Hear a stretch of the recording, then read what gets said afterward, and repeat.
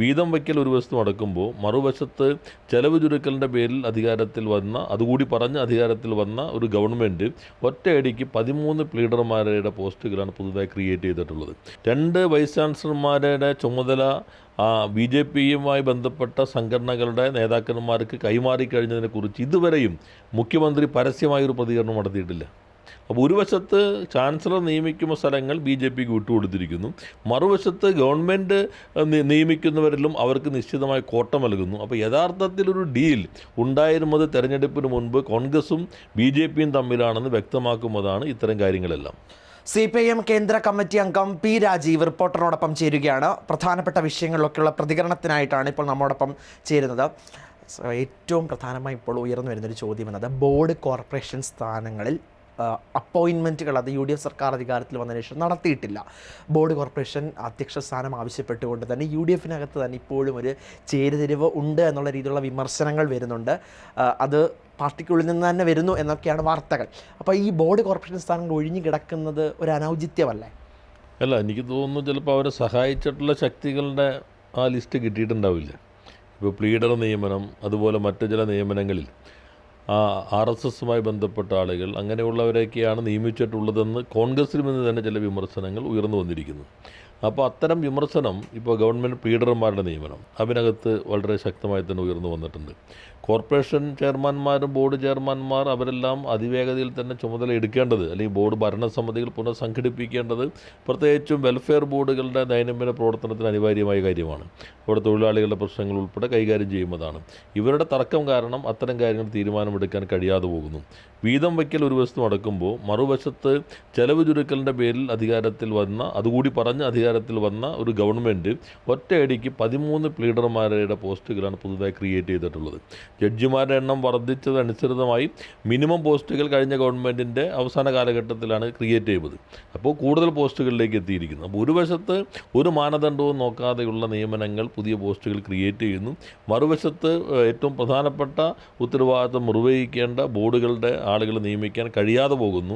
അപ്പോൾ കോൺഗ്രസിനകത്ത് ഒരു തർക്കം UDFനകത്ത് നിലനിൽക്കുന്നു എന്ന് എല്ലാ ഭാഗങ്ങളിലും ഇപ്പോൾ പ്രകടമാണ്. ഒരു ഗവൺമെൻറ് വന്നിട്ട് 2 മാസത്തിലേക്ക് എത്തുമ്പോൾ തന്നെ ഇത്രമാത്രം ഒരു അനൈക്യത്തിലും പരസ്പര ധാരണയും ഇല്ലാതെയും കെട്ടുറപ്പില്ലാതെയും പോകുന്നു എന്നാണ് പ്രതികരണങ്ങൾക്കകത്തും ഇപ്പോൾ ഇത്തരം പ്രശ്നങ്ങളിലും പ്രതിഫലിക്കുന്നത്.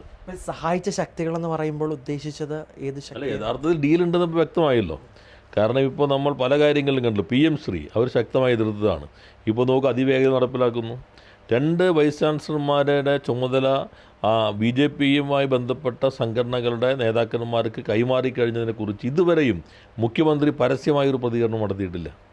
ഗുസ്തിക്കില്ല എന്ന് ഉന്നത വിദ്യാഭ്യാസ മന്ത്രി പറഞ്ഞു. സെനറ്റിലേക്കും അതുപോലെയുള്ള അക്കാദമിക സമിതികളിലേക്കും സംഘപരിവാറുമായി ബന്ധമുള്ള ആളുകളെ നിയമിക്കുന്നു. അത് സംബന്ധിച്ച് മുഖ്യമന്ത്രിക്ക് യാതൊരു പ്രതികരണവുമില്ല. അപ്പോൾ ഒരു വശത്ത് ചാൻസലർ നിയമിക്കുന്ന സ്ഥലങ്ങൾ BJPക്ക് വിട്ടുകൊടുത്തിരിക്കുന്നു, മറുവശത്ത് ഗവൺമെൻറ് നിയമിക്കുന്നവരിലും അവർക്ക് നിശ്ചിതമായ കോട്ട നൽകുന്നു. അപ്പോൾ യഥാർത്ഥത്തിലൊരു ഡീൽ ഉണ്ടായിരുന്നത് തെരഞ്ഞെടുപ്പിന് മുൻപ് കോൺഗ്രസും BJPയും തമ്മിലാണെന്ന് വ്യക്തമാക്കുന്നതാണ് ഇത്തരം കാര്യങ്ങളെല്ലാം. മുഖ്യമന്ത്രിയുടെ തീരുമാനമെടുക്കുന്നു. അപ്പോൾ അത് ലീഗ് ഉൾപ്പെടെയുള്ള ഘടകകക്ഷികൾ അത് അംഗീകരിക്കുന്നതിന് അവർക്ക് കൂടുതൽ സ്ഥാനങ്ങൾ വേണമെന്ന് യൂത്ത് കോൺഗ്രസ് അടക്കം പറയുന്നു.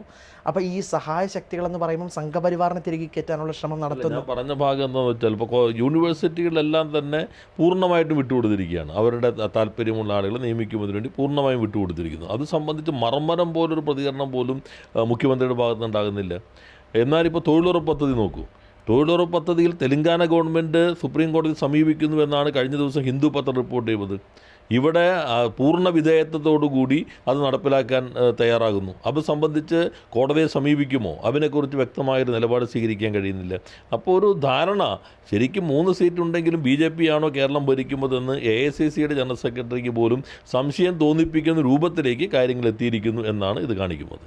മറ്റൊരു പ്രധാനപ്പെട്ട വിഷയം ഇന്ന് NSSുമായിട്ട് ബന്ധപ്പെട്ട് ഉപരാഷ്ട്രപതി നമ്മളെ ദില്ലിയിലാണ് നിൽക്കുന്നത്. ദില്ലിയിൽ തന്നെയാണെന്ന് NSSൻ്റെ സ്മൃതി മണ്ഡപം ഉദ്ഘാടനം ചെയ്ത് ആ പരിപാടിയിലാണ് ഉപരാഷ്ട്രപതി സുകുമാരൻ നായർക്കെതിരെ ഒരു പരോക്ഷ വിമർശനം നടത്തിയിരിക്കുന്നത്. അത് കേട്ട് കാണുമെന്ന് ഞാൻ കരുതുന്നു.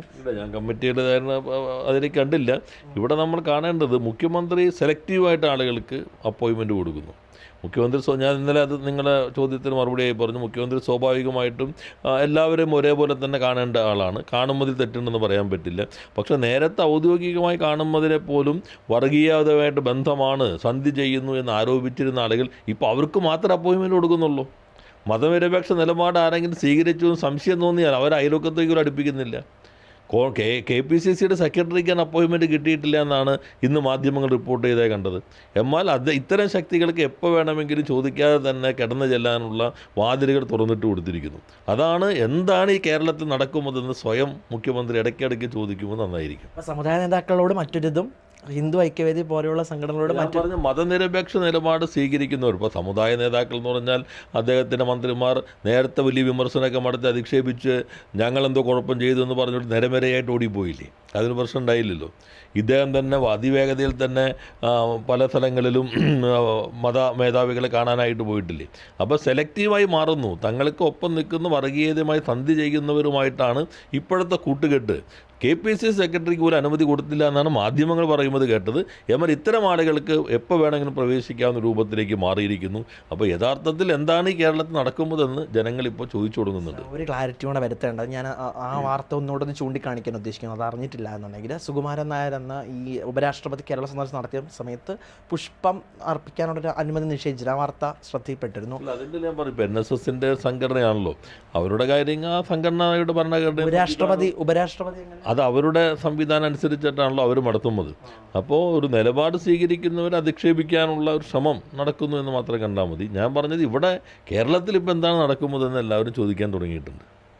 പിന്നെ മറ്റൊരു പ്രതികരണം കൂടെ ഒറ്റ കാര്യത്തിലുള്ള ശബരിമല താഴമൺ തന്ത്രിസ്ഥാനത്ത് നിന്ന് താഴമൺ മഠത്തെ മാറ്റണമെന്നൊരു BJP നേതാവിൻ്റെ പ്രതികരണം ഡോക്ടർ KS രാധാകൃഷ്ണനാണ് പറഞ്ഞത്. തന്ത്രി കുടുംബത്തെ മുഴുവൻ മാറ്റി മറ്റൊരാൾക്കത് നൽകണം, അവരാണ് അയ്യപ്പ ഭക്തന്മാർക്ക് വലിയ രീതിയിലുള്ള കളങ്കം സൃഷ്ടിച്ചതെന്നാണ് ഡോക്ടർ KS രാധാകൃഷ്ണൻ പറഞ്ഞിരിക്കുന്നത്. അതിനോട് എങ്ങനെ കാണും? ഞാനത് കണ്ടില്ല, അതിപ്പോൾ കേട്ടു പറയാം. വിവിധ വിഷയങ്ങളോടുള്ള പ്രതികരണം അത് കൃത്യമായി വ്യക്തമായി അത് പറഞ്ഞിരിക്കുകയാണ് P. രാജീവ്. KPCC സെക്രട്ടറിക്ക് പോലും അനുമതി നൽകാത്ത സാഹചര്യമാണ് VD സതീശൻ്റെ ഓഫീസിലുള്ളത്.